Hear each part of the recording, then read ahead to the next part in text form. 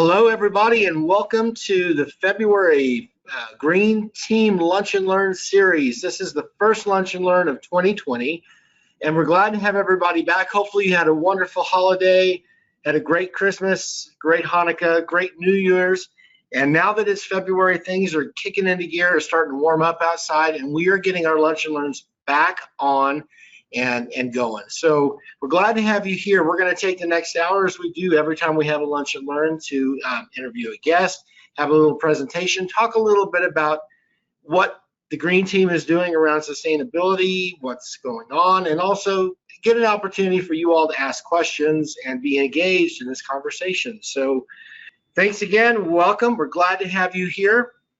We have a great guest this month. And we're going to talk about this little activity called the Albuquerque Energy Challenge.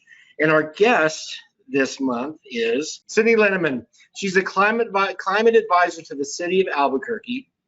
And Sydney has over a decade of experience working at the intersection of clean energy, policy, and science. She has a PhD in chemical physics from the University of Colorado Boulder and NIST. Since finishing her PhD, she was an AAAS science advisor to the U.S. Senator Mark Begich of Alaska, and then went on to lead the Arctic energy programs and policy at the U.S. Department of State.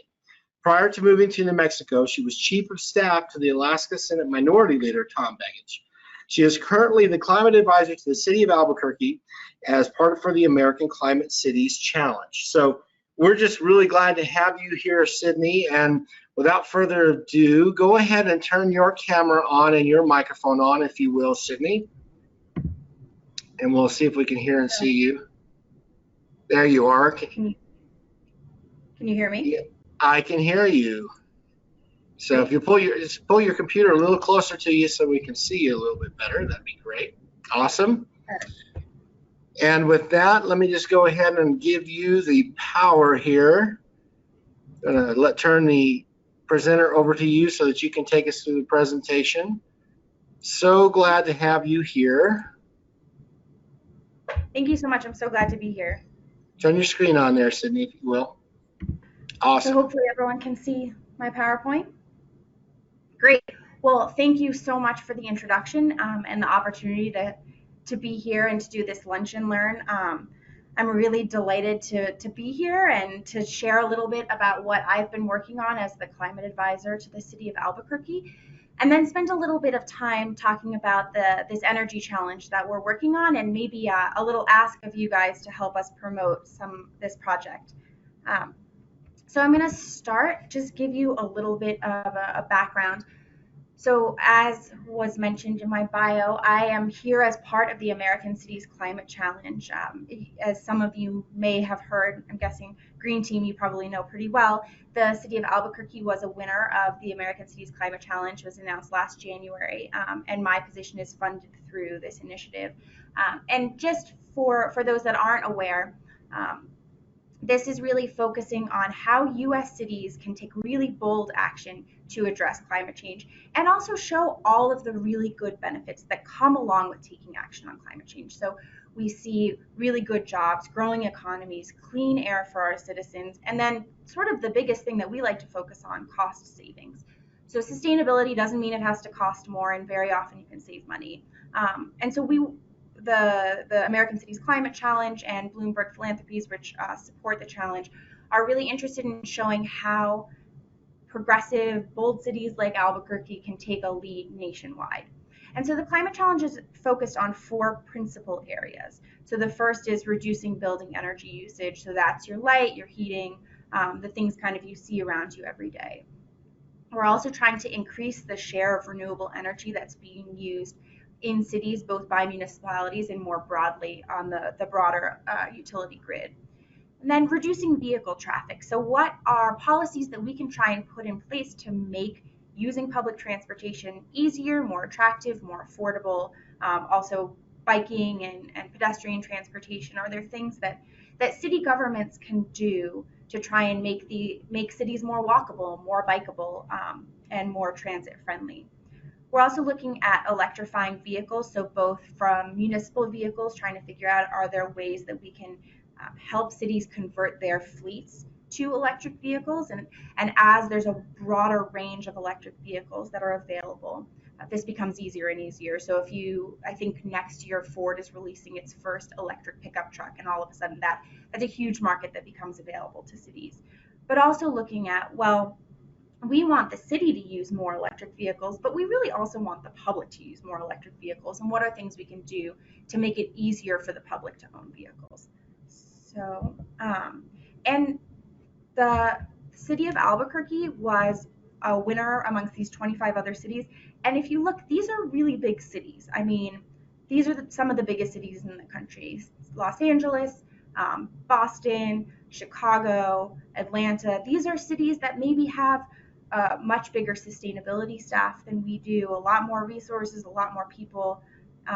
But I think it's really a testament to Mayor Keller and his administration, and really all of you, that Albuquerque was selected to be amongst this group, because of your commitment to really making sustainability a central focus of what this city is trying to do, and the ways that it can make your citizens and your constituents live better lives. So the way that the climate challenge works is there's not direct financial assistance. So there's $70 million spread around these cities, and it's all in the form of in-kind contributions. So, for example, you get me, an on-site climate advisor for the length of the grant. You also get access to subject matter experts, opportunities to travel to conferences, and share best practices with other cities, to see what are the things that are really working and what are the things that aren't, and what can be done in a really cost-effective way that will benefit the people of our cities. So Albuquerque's actions we have 6 actions that we're working on right now, and these are all driving towards making the Paris Climate Agreement real for the emissions that come out of these cities, and focusing on really high impact actions. We're also really looking at trying to create a community around sustainability. So one of the things that the Climate Challenge does is provide funding opportunities for nonprofits in the area, so we can really help build up a group of people who share in these values and who want to work together and do community-based organizing to help push them forward. Because the city government officials, you guys know, you're busy. We can't be responsible for everything. We also need support from the community to get behind these actions, both to get them done, but also for the political support to make sure that that we have the impetus here in the city to work harder. So the things that we're working on right now as part of the American Cities Climate Challenge are a goal of getting to 100% renewable energy through municipal operations by 2030. And Kelsey and SAFE have been doing just an incredible job in pushing us towards this goal. We're now we'll be at 7 megawatts of solar on site, I think by this spring. And so this is, you may have looked around at your facilities or even looked out your window on Civic Plaza and seen the solar panels that have gone up there. So we've really done that all over the city. We've looked at places where it makes a lot of sense, and we're continuing to expand that beyond just those sites that you've seen, to look at, well, can we do more covered parking with solar panels on it? How else can we continue to push this forward? We're also looking at trying to do larger projects. So the larger the project, obviously, the more economical it is. And one project that Kelsey has been working really hard on is this Solar Direct project with PNM. That will be a 25 megawatt project. And if those 2 pieces are completed, that should get us up to about 65% renewable energy through municipal operations, which is really an incredible amount of growth. So we're waiting to see how the Public Utility Commission will find on that, and should hopefully be breaking ground this spring if all goes according to plan. We also have a goal. The goal originally was set in the grant application to electrify 60% of the city's municipal fleet, light-duty municipal fleet.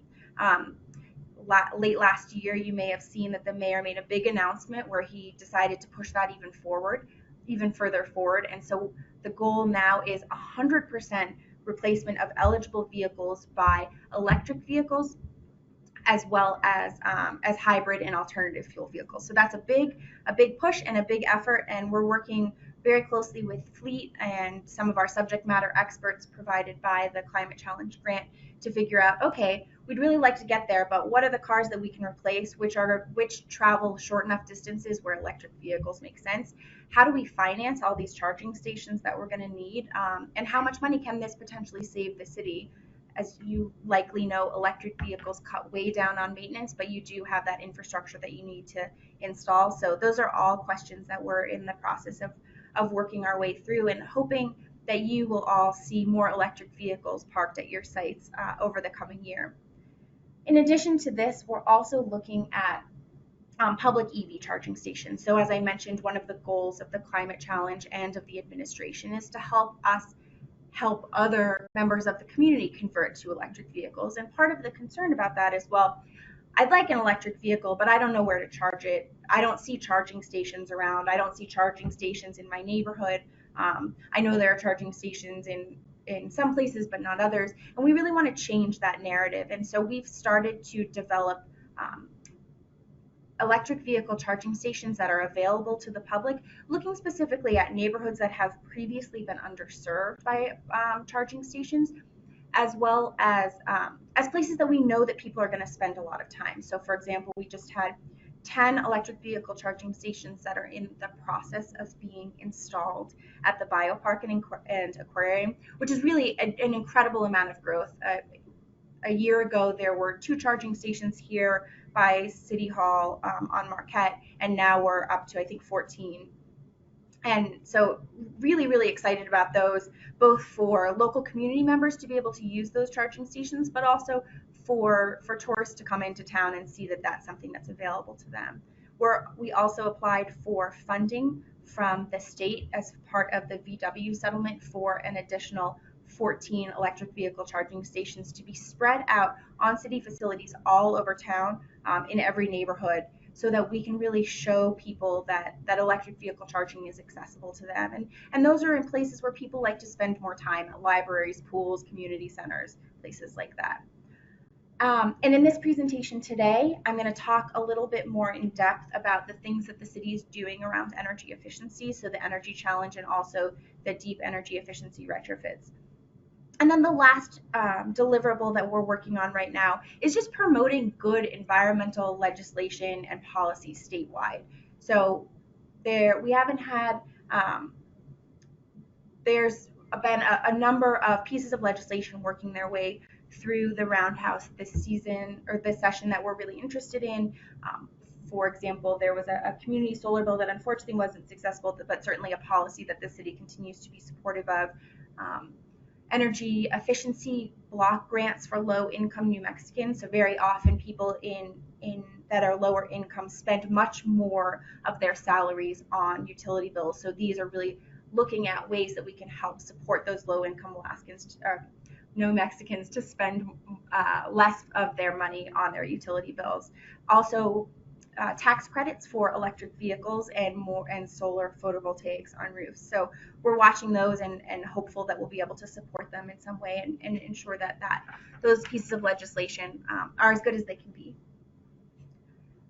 So I'm going to shift a little bit now to talk a bit about energy efficiency and why it's so important for the city of Albuquerque, our municipal operations, but then also for the wider community.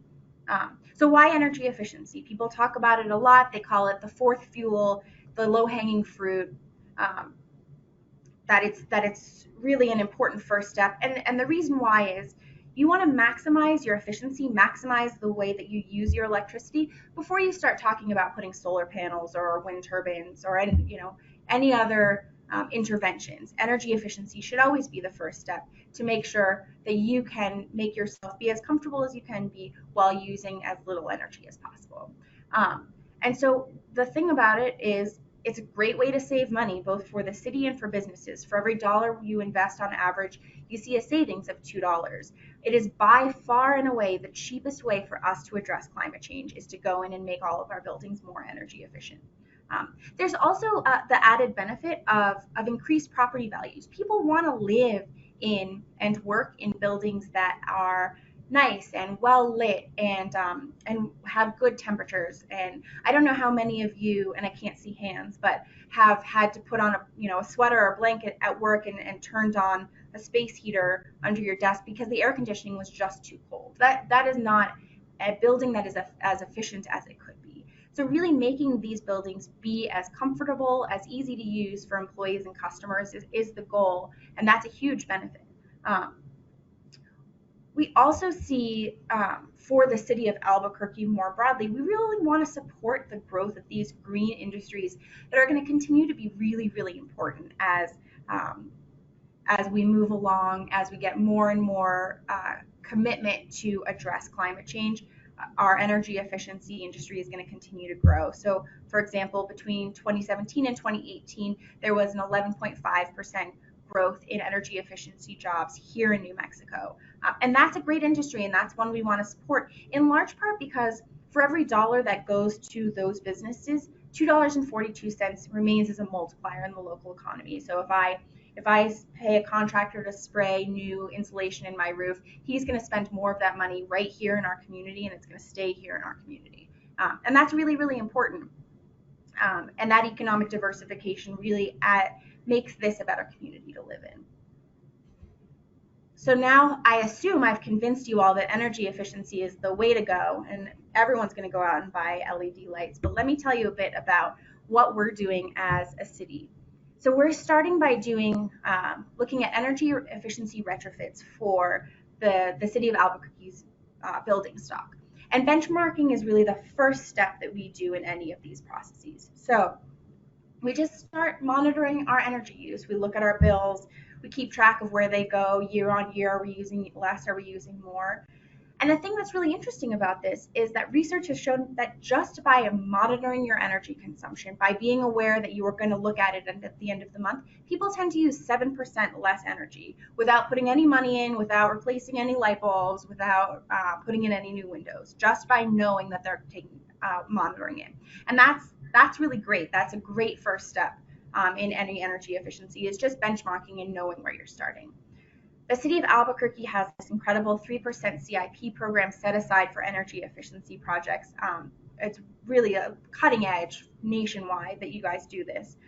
So you've been working on mechanical and lighting upgrades that will save hopefully up close to 100,000 metric tons of carbon by 2022, which is, just really cool that the city council and the city had the foresight to see how important this was going to be going forward. So one of the projects that we're really spending a lot of our time working on right now is developing energy savings performance contracting. So this is a kind of novel financing mechanism that has been used statewide quite a bit, but never here in Albuquerque. And the idea is a company will come in and they will look around your building. They'll say, these are the energy efficiency upgrades that we suggest, and they will pay for them upfront. And then you will pay them back over the length of the contract. So out of the savings that came from those upgrades. So if your utility bill was going down $100 a month based on what on the upgrades that they did, maybe 50 would go to them and you'd save 50 for the length of the contract. And then once you've paid off that contract, you own that building, you own all of the upgrades they've made, and everyone goes on their way. And for government agencies, it's a really great way to be able to finance deep energy retrofits that are going to make a big difference, but without having to come up with $50 million up front, because that's not easy. So, budget neutral, and so less concern from taxpayers about where their upfront costs are going to go. And in the end, you get those energy savings. So that's one thing that we're really excited about. You can also use energy savings performance contracting to pay for any kind of sustainability upgrades. So it could include renewable energy, it could include water reuse projects or electric vehicle charging. So we'll be presenting on the buildings that we think make sense. We've had meetings with department directors to help us identify which are the problem buildings in their stock, which are the ones that building directors really hate to mess with. And we'll be presenting that this spring and hopefully be getting contracts signed and ready by the summer.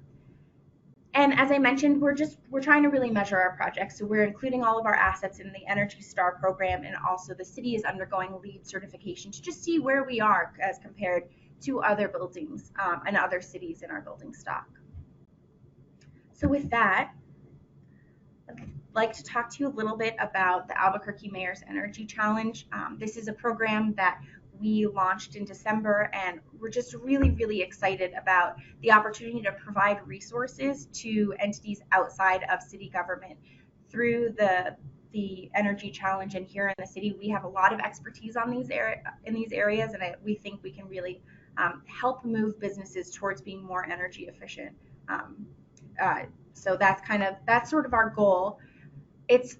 So what is an energy challenge? Well, it's a voluntary program sponsored very often by a nonprofit or a government agency where participants agree to some energy reduction targets, and the sponsoring agency provides them resources of varying types to get there. And the goal here really is to spur friendly competition and help businesses or entities figure out how they can reduce energy consumption and save money. So we, as I mentioned, launched in December. We've been recruiting ever since. We're excited about our first cohort, but really want to make sure we're getting the word out, and anyone who wants to participate can. So where else have they done these? Well, they've been successfully implemented all over the country. So Atlanta, Baltimore, Chicago, Milwaukee, the U.S. Department of Energy did a big one. And the idea is really offering a carrot rather than a stick. So some cities and states have gone the route to say, your building must be this energy efficient. And that is certainly one route to do. But this offers kind of a different approach where you say, we'd like you to get to this place to be this energy efficient, and here are the tools we're going to give you to help you get there. And it's just a really great way to kind of get people interested and excited and understanding just the straight economic value of doing energy efficiency upgrades. So a little bit more about the Mayor's Energy Challenge. So how does it work? Nonprofits and businesses sign up and agree to a goal of a 20% reduction in energy consumption over the next 5 years.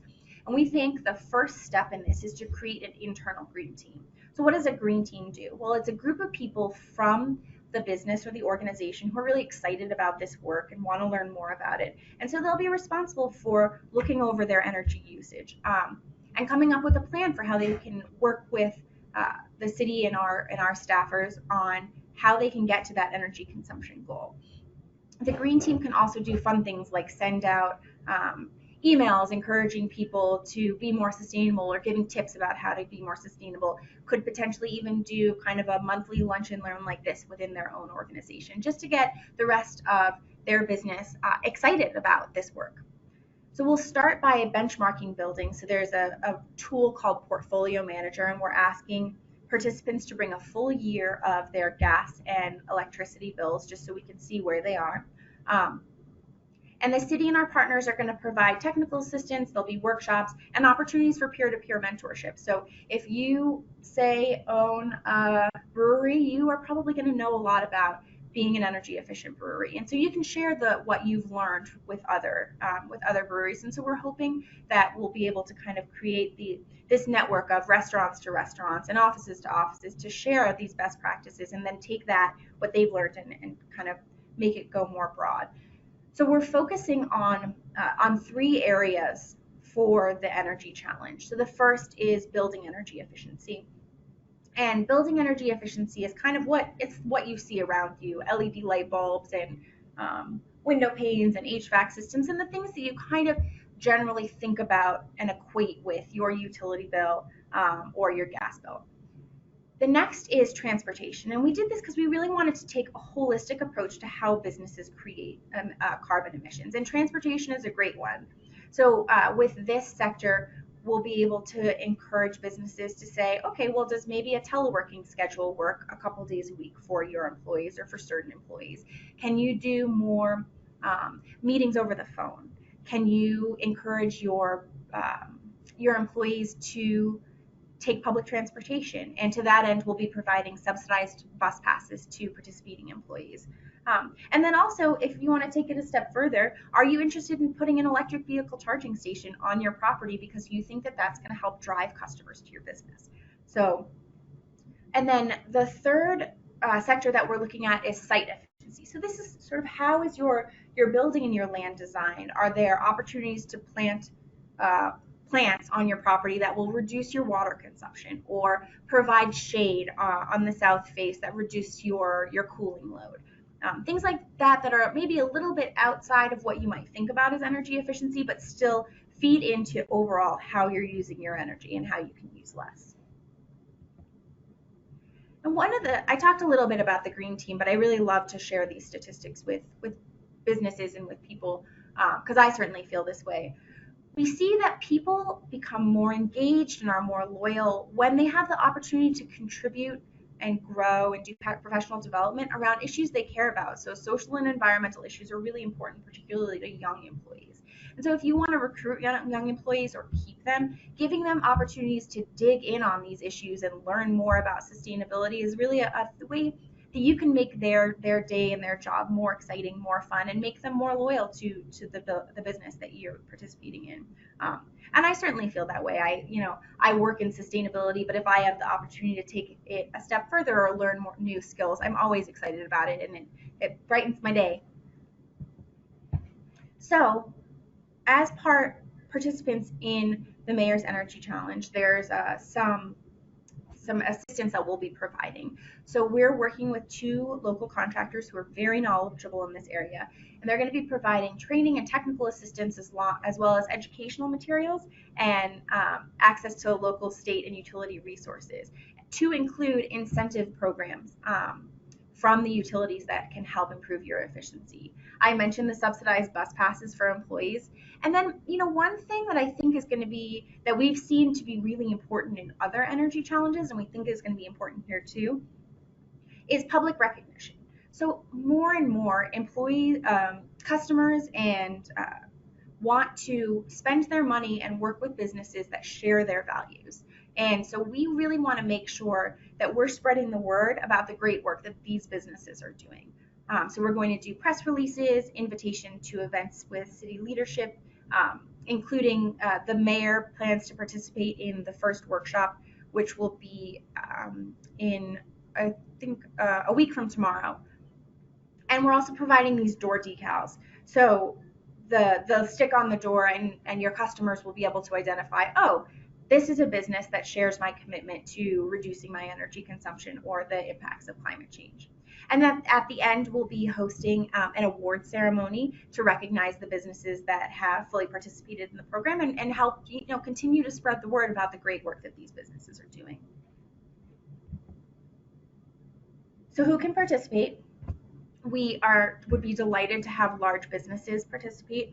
A lot of times these large businesses will have maybe an energy manager and maybe already a sustainability plan that gets them to 20% reduction by 2025. And that is great. And we want to celebrate that. So if there's already sort of a plan in place, but they don't need the technical assistance, they're more than welcome to sign up and we'll spread the word about them and give them door decals and really celebrate what they've done. We have been more focused on these small businesses. So businesses less than 7,000 square feet who sign up will get an additional level of technical assistance, including an on-site assessment of how they use energy, as well as how they could potentially reduce their energy consumption. And the reason for this is if any of you have worked in a small business, and my mom was a small business owner, and so I worked at her business every single summer through college. And so I remember I was the receptionist and sometimes the bookkeeper and 8 other jobs because a small business, there's not a lot of free bandwidth to just be going out and looking for ways you can reduce your energy consumption. And we totally understand that. So we want to be able to be that energy manager for these small businesses to provide that additional assistance if they're willing to give us a little bit of their time. We're also looking at nonprofits and faith-based organizations, so feel free to spread the word amongst those as well. So that's my big ask for you. If in your work or your daily life or outside of work you come across businesses that you think might benefit from this, might be excited to participate, please send them to the website or give them my email address and be happy to hop on the phone and talk through what the requirements are and the commitment. And any outreach that you do, please, we're happy to provide some flyers and additional information that you can include in your outreach. So with that, thank you so much for tuning in this afternoon. I've been delighted to be able to tell you a bit about the work that I've done. And feel free to shoot people my way to learn more about the challenge, as well as our the challenge website is here, cabq.gov/energy challenge. And looking forward to taking any questions. Well, thank you so much, Sydney. That was really great, and it's exciting to see that we are leading the way in our community to be able to actually, really forge change. So that's really exciting. So if anybody has any questions, let's just see what we've got here. Feel free to enter those in the chat box, and we'll ask Sydney, and she can provide answers for us, which would be great. I know one question that I saw here was what are we doing to benchmark, for where businesses are going to go?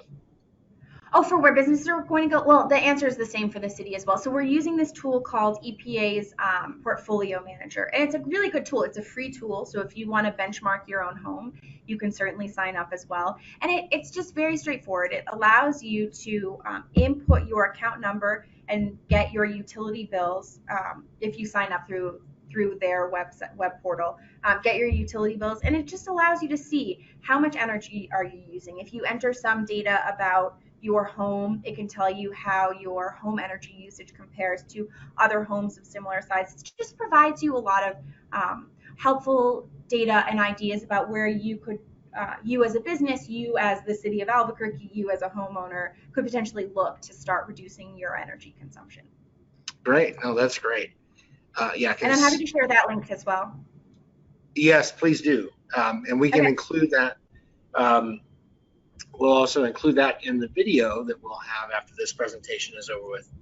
Okay, another question here that we had. Who right now in town is participating in putting more charging stations out for electric vehicles? Do we know some of the businesses that you're aware of? And then we'll also talk about the second half of this question. Yeah, so the city obviously is making a big push to do this, but there's kind of a couple of models. There is a model where the business will go out and kind of pay for a charging station, and then it will be operated by an outside organization. And then there's another model that you may have seen around town where a company will come in, they'll lease a little spot of land from a business, and they'll put in a bunch of charging stations. So there's 6 DC high voltage fast chargers at the Walmart, I think on Carlisle, and those are owned by Electrify America, which is a company that came out of the VW emissions cheating scandal. And so, their business model is to put these fast chargers, these chargers that can allow you to charge your electric vehicle in 20 minutes at places where people shop and are likely to spend 20 minutes. And so there's a couple of companies that kind of operate in that way. We have a map that we developed that shows where the existing electric vehicle charging stations are, but they're kind of all over town. Right now, there's a couple owned by the city on Marquette, right here across from the DoubleTree. I don't know if I'm actually pointing in the right direction. I think I am. There's one in my neighborhood behind a sports pub that you would kind of never guess, and then you see it there and you think, oh, that's kind of neat. So I think some businesses are certainly seeking them out, knowing that, well, if someone's going to plug their electric vehicle in, that'll give them a chance to come in and eat lunch or grab a coffee, go shopping, that kind of thing. Right. No, that's and the second half of that question was, can you give us an update on how many electric vehicles the city currently has and what the city's plan is over the next 12 months for expanding that fleet? Yeah, absolutely. And I'll just warn you, I'm not necessarily the best person to do this, but um, Right. I believe the city has or has on order 8, and the goal is to get up to 50 combination of electric vehicle and hybrids by the end of next year. And I think Kelsey's still on, and so she should, if I say something wrong, she should message Yeah, in she and can pop correct in the me. chat. Yeah. Um, and we're really right now very focused on looking at how we make this transition to 100% eligible vehicle conversion to electric vehicles and hybrids. So we have a data analysis going on through a partner where they put um, devices in some of the electric cars and some of the non-electric cars. They don't monitor speed or anything that can get anyone in trouble, and that data stays with them. But just looking at how many miles do these cars drive? Is it less than 30? That means that this, they always park in the same place? They may be a really good candidate to be electric vehicle. Does it drive 70 miles a day and park in 4 different places? Well, then maybe that doesn't make as much sense. So we're doing this telematics analysis with our the fleet department, who've been really just so helpful and forward leaning on trying to figure out how to make this happen, to say which vehicles make sense, which are retiring soon, which will we save the most money on. I mean, that's at the end of the day what we're really focused on with this. Can we save money while saving emissions with these electric vehicles? So that plan is in the process of being developed, and we're hoping to have something really concrete and taking advantage of some of the resources that we have from the challenge, from the cities, others, seeing what other cities have done to figure out what our plan looks like, and hoping, I think by late spring we'll have hopefully a really concrete plan for which vehicles, where, and when. Fantastic. But if you want an electric vehicle in your department or at your site, you should tell your director. Oh, yeah. I'll do it this afternoon. All right. So yeah, Isabel just asked a question too about have they thought about putting charging stations in the city, at the city parks? Yes, that is a great idea, and it's something that we have thought quite a bit about. I believe in the VW settlement grant application, there was at least one park adjacent that we looked at. We also picked a number of libraries and community centers, just because those are, I mean, people spend time there, and they tend to be just good spots for visibility, so people want to use them. I'm trying to think. I can't think of any other parks in particular, but we're always kind of keeping a running list of places where it makes sense to do electric public charging infrastructure. So if you have ideas, you should feel free to email Kelsey and me, and we'll kind of keep them in the queue as maybe more funding potentially becomes available. That's great. That's great.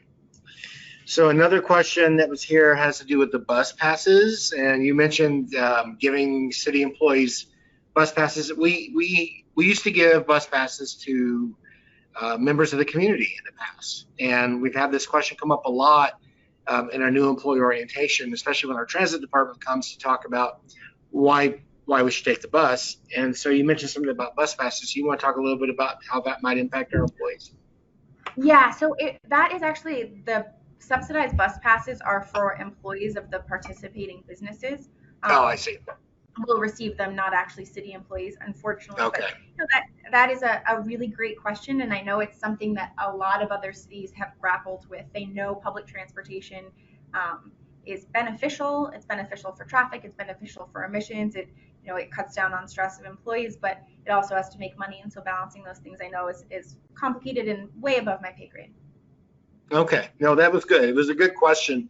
That was a great question. There's been lots of requests for that for employees that would like. I mean, because we're right here, so I appreciate you clarifying that, because I think that's a great incentive for our local businesses to be able to offer those to their patrons. So one of the other things that was asked here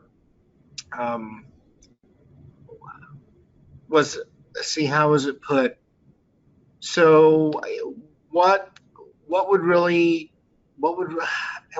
make the difference for a business to want to get on board, and how as a city I'm trying to word this here. How can I, as a city employee, reach out to those businesses to help them? Yeah, so the push we are really making is that um, we're going to try and help you reduce your energy use by 20%, and that means reducing your cost by 20%. And every dollar that you're not spending on your utility bill, you can reinvest back into your business. And that's really what this is all about.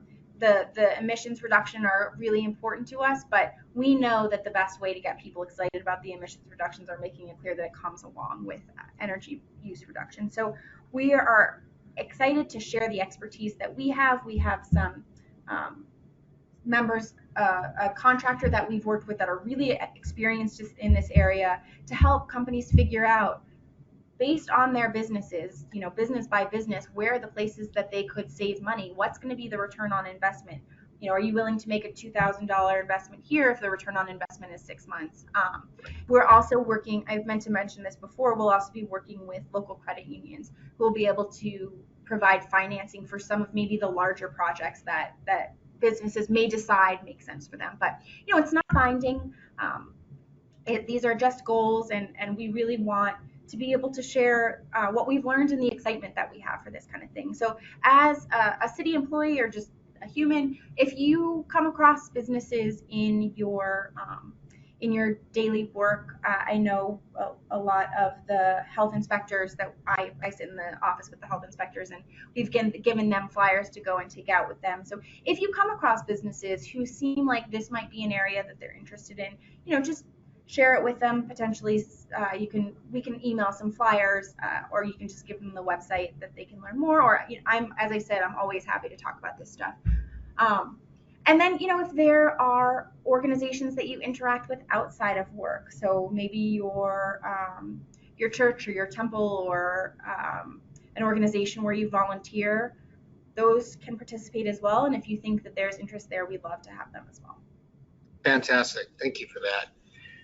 Yeah, and one of the things I wanted to point out, you made a comment a little earlier about some of these changes and rollouts, and is considering what the best, most cost-effective methodology is. And I think a lot of times what happens, particularly when we're talking about becoming energy efficient, is a business will look and say, well, oh my gosh, I'm a small business. It's going to cost me $10,000 to make these changes. And it's going to take me, X number of years to either make that money, have my return on investment. And so there's this perception that the government is telling the private sector how to run their business, right? I mean, there's this perception. But the statement that you made, and we've talked about this before, is it's really not about that. It really is about trying to help businesses be more profitable, help our economy, help the environment. And I think we've said this before on several of these lunch and learns, is that part of our green team and part of what the city's focused on right now is not just trying to get people to, pardon the expression, hug more trees, right?